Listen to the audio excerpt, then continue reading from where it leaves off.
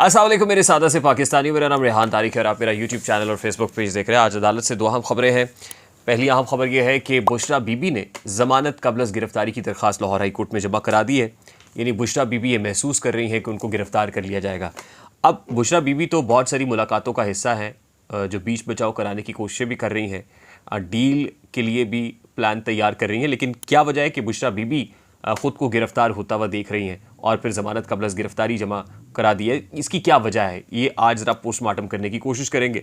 और दूसरी इंपॉर्टेंट चीज़ ये है कि चौधरी परवेज़ इलाही साहब को पिम्स हॉस्पिटल ले जाया गया।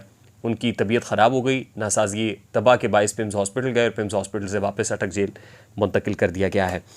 अब बुशरा बीबी जो बहुत कोशिश कर रही थी और उनकी मुलाकात कतरी शहज़ादे से भी हुई थी, यानी रॉयल फैमिली के एक फ़र्द से इस्लामाबाद के रेड जोन के अंदर हो गई थी। और उस मुलाकात का जो मतन है वो भी बाहर आ गया था कि उसमें क्या क्या बातें हुई। कंटेंट्स भी आउट हो गए कि उसमें चेयरमैन पीटीआई के हवाले से मदद मांगी जा रही थी, लेकिन फिर जब गारंटर मांगा जाता है तो गारंटर बनने को कोई तैयार नहीं है और बुशरा बीबी की गारंटी भी किसी को कबूल नहीं है। यानी बुशरा बीबी अपने तौर पर जो कोशिशें कर रही हैं उन कोशिशों को शक की निगाह से देखा जा रहा है। चेयरमैन पीटीआई की तरफ से नहीं बल्कि ताकतवर हलकों की तरफ से इस्टेब्लिशमेंट बुशरा बीबी की इन मुलाकातों, उनकी ज़मानतों, उनकी गारंटीज़ पर एतबार और एतमाद करने को तैयार नहीं है। क्योंकि बुशरा बीबी से मुताल्लिक जो इमेज बनाया गया है और जो बना है वो ये है कि बुशरा बीबी ने जिस अंदाज़ में चेयरमैन पीटीआई के साथ शादी की और उसमें हक़ महर की अब तो बातें हो रही हैं कि इतने केनाल का घर बनी गाला के अंदर और ज़मान पार्क का पूरा घर उनके महर के अंदर लिखवाया गया और बुशरा बीबी के नाम है। और फिर कहा जाता है कि जी इसको एज अ बिज़नेस डील उन्होंने लिया, लेकिन चेयरमैन पीटीआई को ऐसा शीशे में उतारा कि उसके बाद वो ये कहने लगे कि जो बुशरा कह रही हैं वो ठीक कह रही हैं और उनको अपना मुर्शद बना लिया। और अब भी वो बुशरा बीबी पर और किसी से ज़्यादा एतबार और एतमाद करते हैं। यही वजह है कि जेल के अंदर बुशरा बीबी की 3 मुलाकातें चेयरमैन पीटीआई से हो चुकी हैं। अब जो बुशरा बीबी मुलाकात के बाद आके बताती हैं और जो इमरान खान की हमशीरा बताती हैं, उसमें 180 डिग्री का एक स्टांस में एक शिफ्ट और एक चेंज दिखाई देता है। फॉर एग्ज़ाम्पल, अलीमा खान साहिबा अटक जेल में चेयरमैन पीटीआई से मुलाकात करके आई तो मीडिया से गुफ्तगू में उन्होंने बताया कि चेयरमैन पीटीआई बड़े हशाश बशाश है, बड़े फिट लग रहे थे और वो कह रहे हैं कि मुझे कुरान पाक पढ़ने का टाइम मिला है। दूसरी बार वो कुरान पाक पढ़ रहे हैं और फिर ये कहने का मौका मिला कि इस्लामिक हिस्ट्री जो है वो पढ़ने का उनको मौका मिल रहा है, किताबें पढ़ रहे हैं। जेल अमले से उनको कोई शिकायत नहीं है। हाँ, उन्होंने ये ज़रूर कहा है कि साइफ़र केस के अंदर 3 शख्सियात को बचाने की कोशिश की जा रही है, एक जनरल बाजवा, दूसरा डोनाल्ड डू और तीसरा अमरीकी सफ़ीर। अच्छा, अब अलीमा खान साहिबा चेयरमैन पीटीआई को फिट बताती हैं, उनको बुलंद हौसला बताती हैं।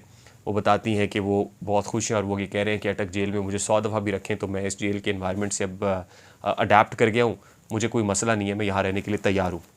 बुशरा बीबी जब मुलाकात करके आती हैं तो सेक्रेटरी दाखिला को ख़त लिखती हैं और उस ख़त में ये कहती हैं कि इमरान खान साहब काफ़ी कमज़ोर हो गए हैं, उनको शेव करने के लिए भी किट नहीं दी जा रही, वो 70 साल बुज़ुर्ग हैं और उनको जो है उनकी जान को ख़तरा है कि खाने में जहर मिलाया जा सकता है। इस तरह की तमाम तर शिकायत जो है बुशरा बीबी करती हैं और ख़राबी सेहत को जवाज़ बना के और फिर ये कहा जाता है कि उनकी बेटर कैटेगरी या ए कैटेगरी की जेल में उनको शिफ्ट किया जाए। अब अलीमा खान साहिबा और बुशरा बीबी के इस स्टांस के अंदर फ़र्क क्यों है? सबसे पहले तो ये समझना ज़रूरी है कि जब से बुशरा बीबी इमरान खान के करीब हुई तो उस वक्त उनकी बहनें बहुत पीछे चली गई। यानी बहनें नाराज़ थी, वो ये चाहती थी कि इमरान खान की शादी बुशरा बीबी से ना हो।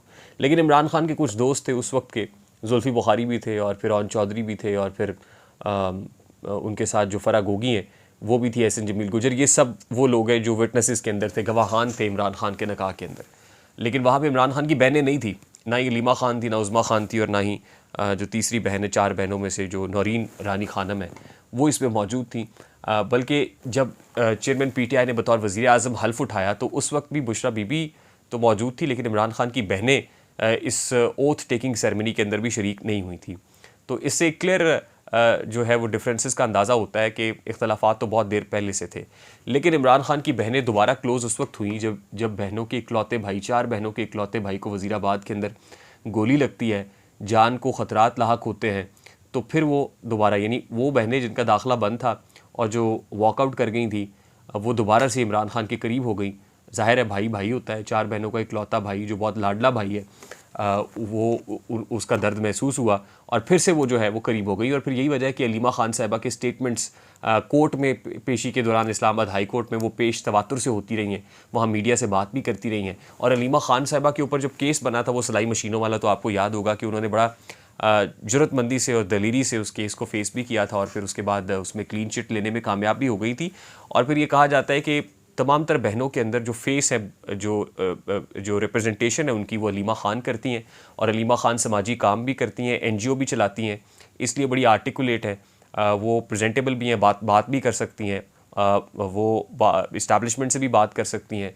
वो जो यूरोप के अंदर यानी US के अंदर उनका बिज़नेस भी है, वो कंसर्न जो इंटरनेशनल क्वार्टर्स हैं वहाँ भी बात कर सकती हैं।